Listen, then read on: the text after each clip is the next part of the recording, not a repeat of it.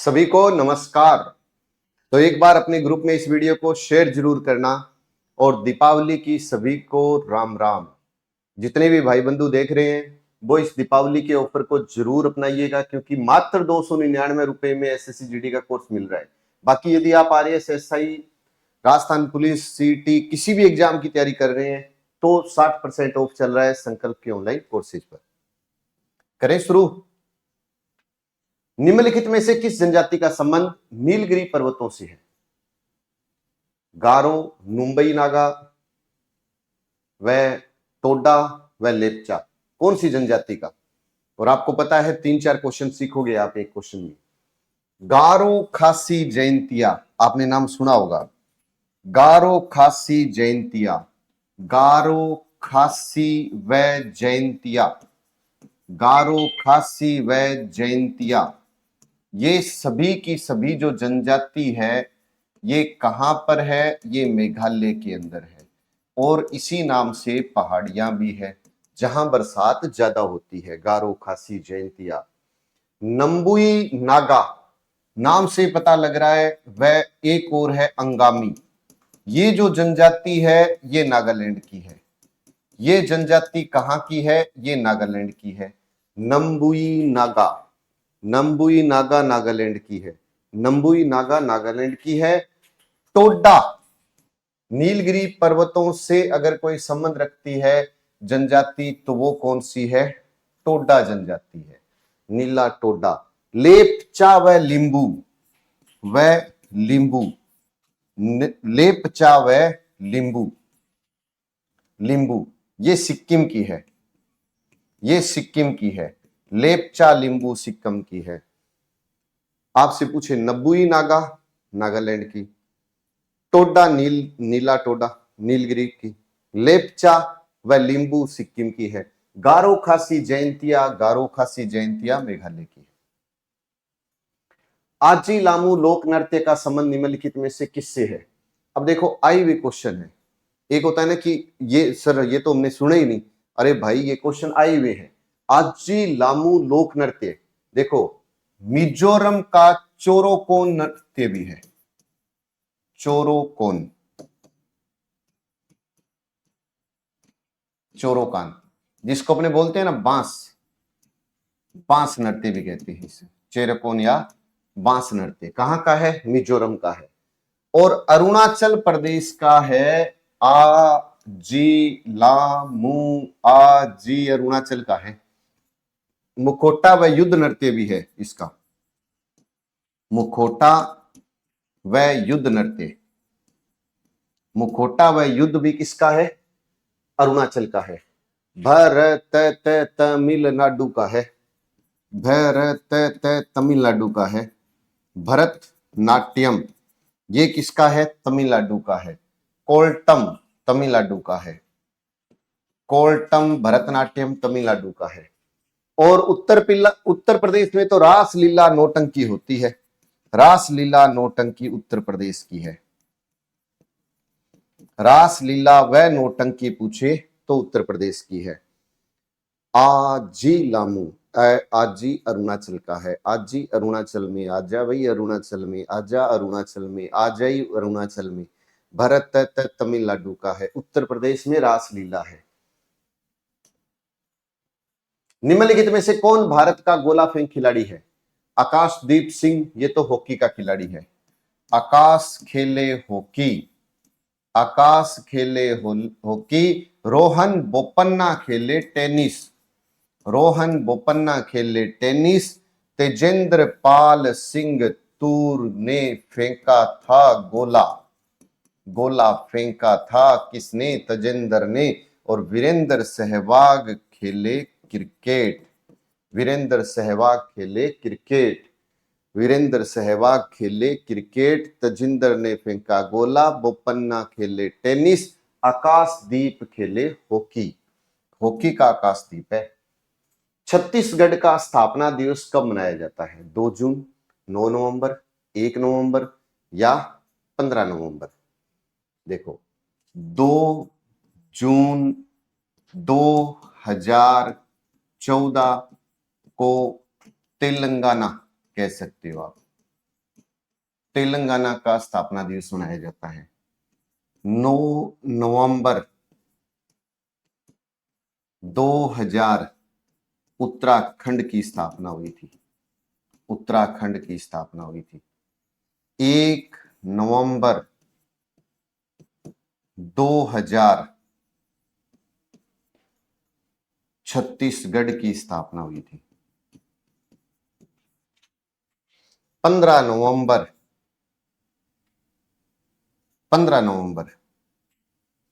झारखंड, 15 नवंबर 2000 को झारखंड की स्थापना हुई थी, ये याद रख लेना। और छत्तीसगढ़ की स्थापना पूछे तो 1 नवंबर है, 1 नवंबर है। अगर एक और मैं बता देता हूं, 1 नवंबर 1956 की बात करें अगर हम, तो राजस्थान की भी स्थापना हुई थी। 1 नवंबर 1956 को राजस्थान की स्थापना हुई थी। 2 जून 2014 तेलंगाना, 2 जून 2014 तेलंगाना। 15 नवंबर 2000 में छत्तीसगढ़, उत्तराखंड और झारखंड। 1, 9, 15 ये तारीख याद रख लेना। निम्नलिखित में से कौन सा स्मारक उत्तर प्रदेश में है? अकबर का मकबरा उत्तर प्रदेश में है। अकबर का मकबरा उत्तर प्रदेश में है। जहांगीर तो लाहौर के सहदरा में, सहदरा में है। लाहौर के सहदरा में जहांगीर, और सासाराम बिहार, सासाराम बिहार, सासाराम बिहार में शेरशाह है। शेरशाह सासाराम में है। और दिल्ली में हुमायूं का मकबरा है। दिल्ली में हुमायूं का मकबरा है। दिल्ली में हुमायूं, शेरशाह शाह, शेरशाह सासाराम बिहार, फीलिंग के साथ याद हो रहा है। शेरशाह सा शेरशाह।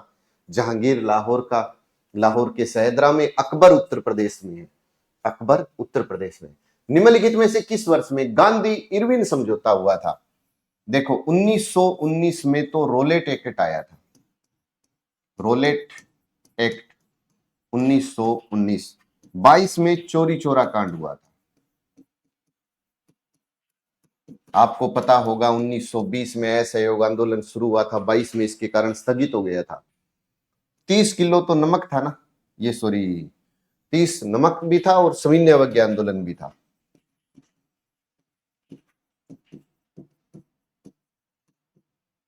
इकतीस इरविन 5 मार्च 1931 में गांधी इरविन समझौता हुआ था। और याद रखने के लिए क्या बोलना है? इरविन 31 में, इरविन 31 इरविन याद रख लो। हिंदू विधवा पुनर्विवाह अधिनियम निम्नलिखित में से किस वर्ष से लागू हुआ था? 1875। देखो 1875 में तो आर्य समाज की स्थापना हुई थी। मोस्ट इंपोर्टेंट क्वेश्चन है, आर्य समाज की अगर आपसे पूछ ले स्थापना स्वामी दयानंद सरस्वती ने की थी। स्वामी दयानंद सरस्वती ने आर्य समाज की स्थापना 1875 में की थी। हिंदू विधवा पुनर्विवाह अधिनियम अगर हमसे पूछे तो 1856 में। और अभिनव भारत संस्था, अभिनव भारत संस्था की स्थापना अगर पूछे तो 1904 में। और आत्मीय सभा की स्थापना 1815 में। आत्मीय 18 सभा की स्थापना कब हुई थी? 1815 में। आत्मीय 18 में हुई थी। आत्मीय 18 में, अभिनव भारत 1904 में, 56 में विधवा पुनर्विवाह, 56 में विधवा पुनर्विवाह, 75 में आर्य समाज की स्थापना, 75 में आर्य समाज की स्थापना हुई थी। 75 में, 1875 में आर्य समाज याद रखना है। 56 में तो विधवा पुनर्, इरविन तो 31 है, याद रख लेना बस। किसी भी लोकतांत्रिक देश में कानून बनाने का अंतिम अधिकार निम्न में से किसके पास होता है? लोकसभा, राज्यसभा, विधानमंडल। देखो लोकसभा का गठन अगर आपसे पूछे तो अनुच्छेद आप बताओगे 81 में है। राज्यसभा का गठन आपसे पूछे तो अनुच्छेद 80 में है। 80 में राज्यसभा, 81 में लोकसभा, 80 81। और याद रखना, राज्य में कानून बनाने वाली, राज्य में कानून बनाने वाली सबसे बड़ी संस्था कौन सी है? विधानमंडल है। और संसद अनुच्छेद 79 में है।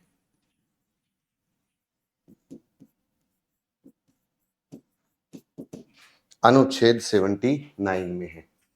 संसद 79 है।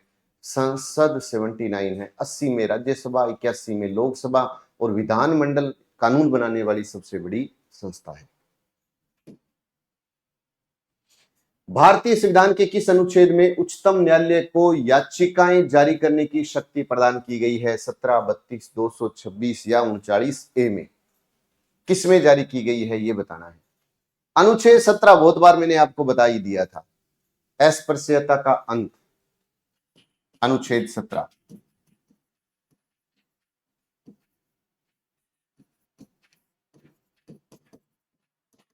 ये याद रख लो। अनुच्छेद 32 संवैधानिक उपचारों का अधिकार,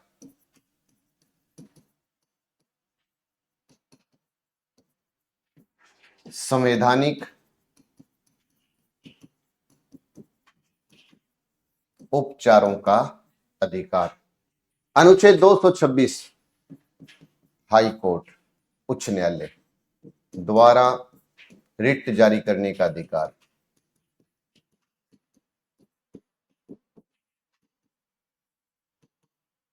और अनुच्छेद 39A निःशुल्क शिक्षा या निःशुल्क, सॉरी शिक्षा तो नहीं कहेंगे, निःशुल्क विधि सहायता, निःशुल्क विधिक सहायता अगर पूछे तो 39A में 226 हाईकोर्ट द्वारा रिट जारी करता है। 32 की बात करोगे तो संवैधानिक उपचारों का अधिकार है। और 17 में अस्पृश्यता, 17 में अंत हो गया अस्पृश्यता, 17 अस्पृश्यता, 17 अस्पृश्यता, याद रख लो। नगर निगम की बैठकों की अध्यक्षता कौन करता है? सरपंच, मेयर, नगरपालिका आयुक्त या गवर्नर? देखो जो सरपंच होता है ना, वो ग्राम पंचायत की बैठकों की अध्यक्षता करता है।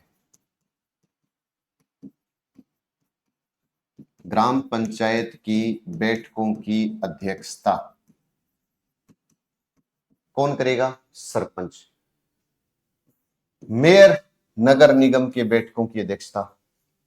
और नगर पालिका का प्रशासनिक अधिकारी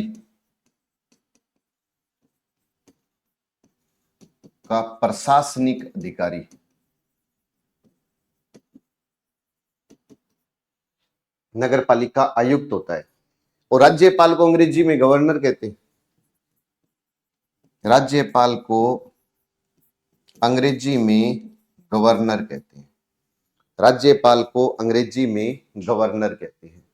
नगर पालिका का जो आयुक्त होता है वो नगर पालिका का प्रशासनिक अधिकारी होता है।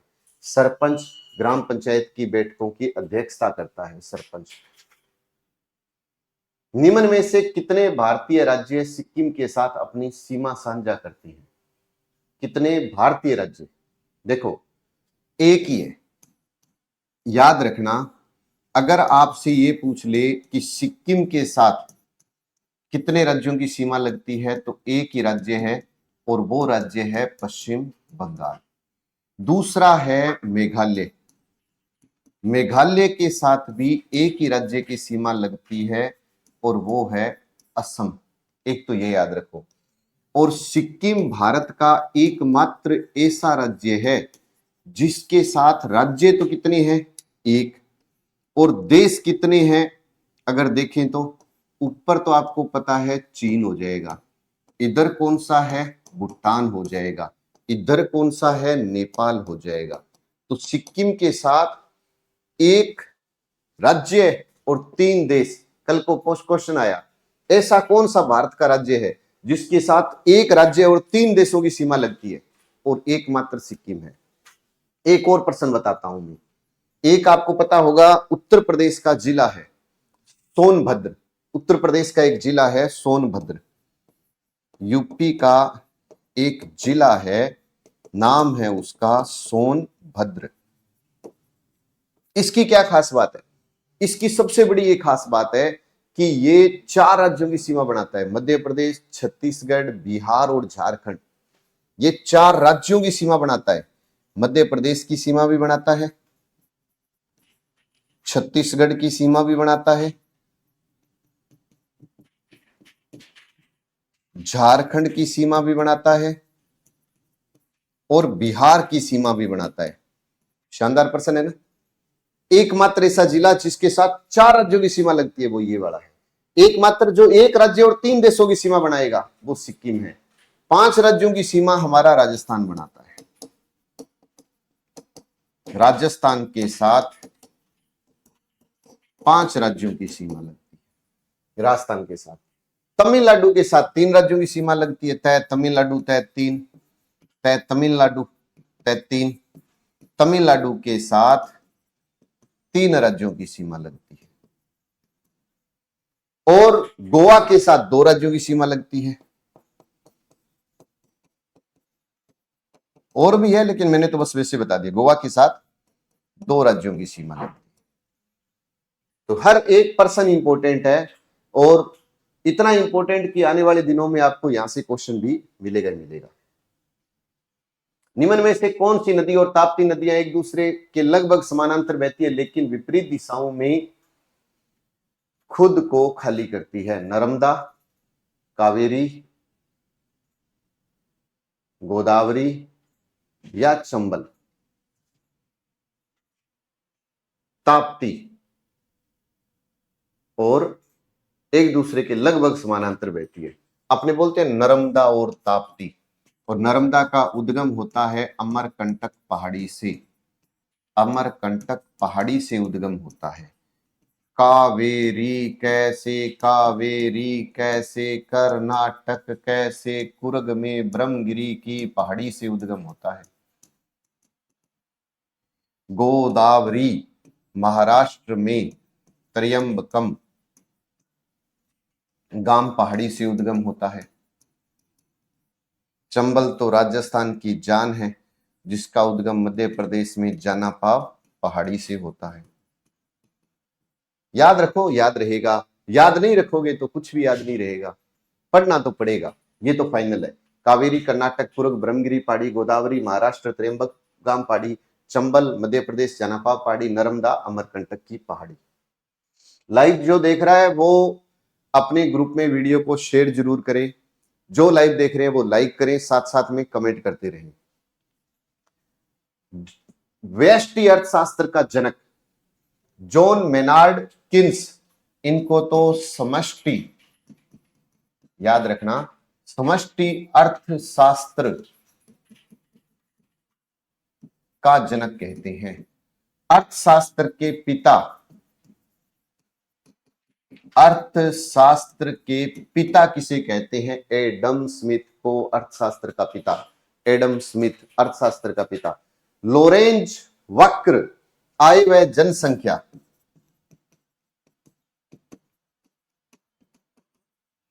आय व जनसंख्या में असमानता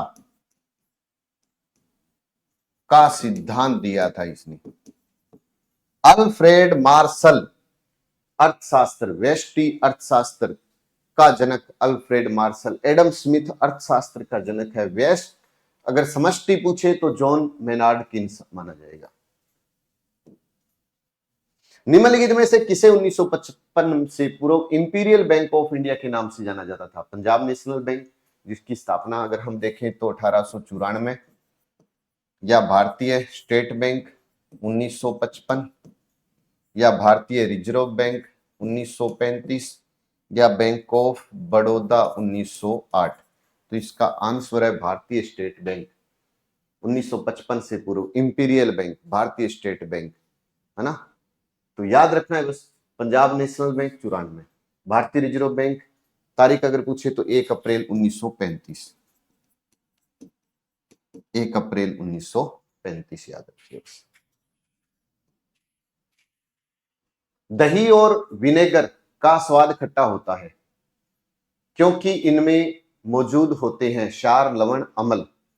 दही और विनेगर क्षार स्वाद में कड़वे होते हैं, इनका पीएच 7 से अधिक होता है। क्षार स्वाद में कड़वे होते हैं, स्वाद में कड़वे होते हैं। लवण उदासीन प्रकृति के होते हैं।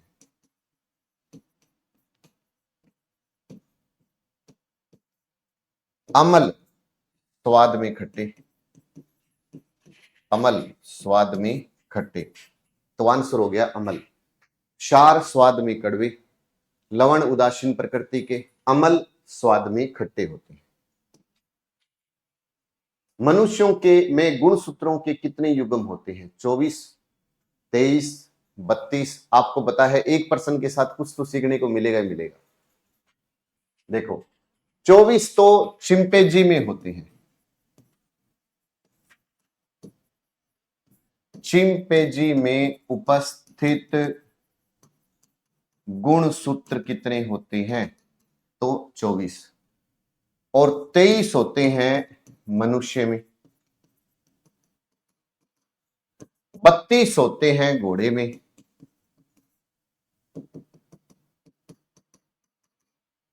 और 22 होते हैं खरगोश में।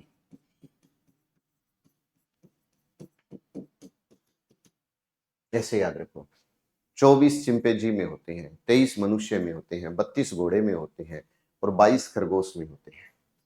2-3 बार पढ़ो, करो डिस्कस, याद रहेगा।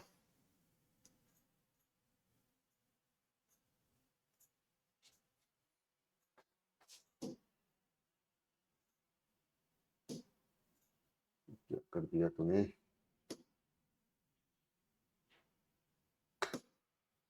अगला क्वेश्चन।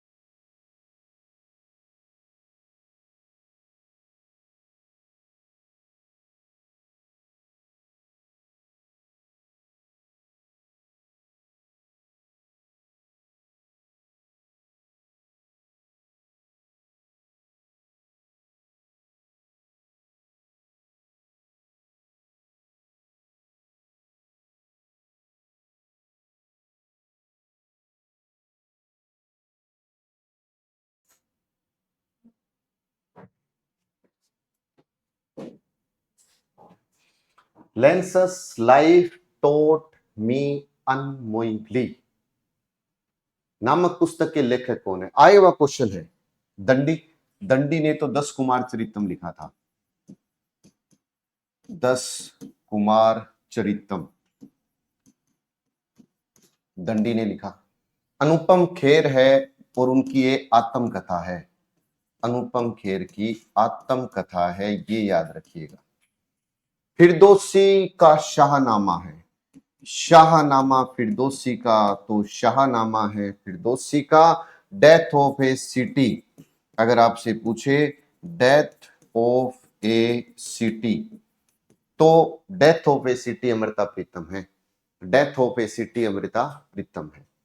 फिरदौसी का शाहनामा है। दंडी का 10 कुमार चरितम है। एनएमडीसी लिमिटेड ने किस देश में अपनी प्रथम सोने की खान प्रारंभ की है? Netherlands, Australia, Africa, Thailand. Africa महाद्वीप कर्क रेखा, मकर रेखा, विषुवत या भूमध्य रेखा, ग्रीनविच रेखा सभी गुजरती है। आंसर है इसका ऑस्ट्रेलिया।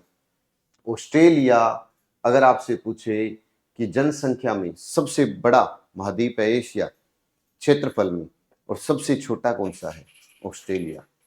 अपने बात करते हैं ना, उस हिसाब से याद रख लो इसको।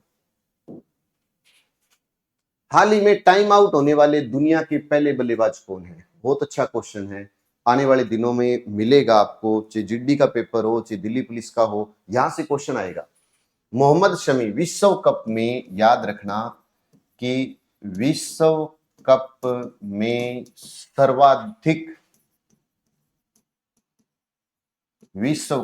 सर्वाधिक भारत से विकेट लेने वाले खिलाड़ी कौन बने हैं? मोहम्मद शमी। और एंजेलो मैथ्यूज वो हैं जिन्हें टाइम आउट दिया गया, पहले बल्लेबाज हो गए हैं। और विराट कोहली भारत का पहला खिलाड़ी, भारत का पहला खिलाड़ी जिसने अपने जन्म दिवस पर सेंचुरी यानी शतक लगाया है। जन्म दिवस पर शतक लगाने वाला पहला खिलाड़ी है। और इसने जन्म दिवस पर शतक लगाकर कितने शतक हो गए? 49। तो किसकी बराबरी कर ली? सचिन तेंदुलकर की। शतक में बराबरी किसकी कर ली? सचिन तेंदुलकर की। 49 हो गए। इसका मतलब ऑल ओवर वर्ल्ड में ये पहले नंबर पर आने वाला है। आगे आने वाले दिनों के अंदर या हम कह सकते हैं कि अब इसके जैसी एक सेंचुरी और होगी तो विश्व में सबसे ज्यादा शतक किसके हो जाएंगे? विराट कोहली के हो जाएंगे। विश्व निमोनिया दिवस कब मनाया जाता है? 11 जुलाई? नहीं जी, 11 जुलाई को तो विश्व जनसंख्या दिवस मनाया जाता है। 11 जुलाई को विश्व जनसंख्या दिवस मनाया जाता है। और 12 नवंबर को निमोनिया हुआ था। 12 नवंबर को निमोनिया, तो 12 नवंबर को हुआ था। 24 दिसंबर राष्ट्रीय उपभोक्ता दिवस, राष्ट्रीय उपभोक्ता दिवस मनाया जाता है। राष्ट्रीय उपभोक्ता दिवस 24 दिसंबर को। 16 सितंबर को विश्व या अंतरराष्ट्रीय ओजोन दिवस, अंतरराष्ट्रीय ओजोन दिवस कब मनाया जाता है? 16 सितंबर को मनाया जाता है अंतरराष्ट्रीय ओजोन दिवस। विश्व जनसंख्या दिवस 11 जुलाई को। आज के लिए आपका क्वेश्चन है आपसे कि प्लासी का युद्ध कब हुआ था? प्लासी का युद्ध किस वर्ष हुआ? इसका आंसर आप लाइव चैट में नहीं, मेन कमेंट बॉक्स में दोगे। और ज्यादा से ज्यादा ग्रुप में वीडियो को शेयर करना, अच्छा लगे तो लाइक भी कर देना भाई। और चैनल पर पहली बार आया वो सब्सक्राइब जरूर करना। जय हिंद, जय भारत।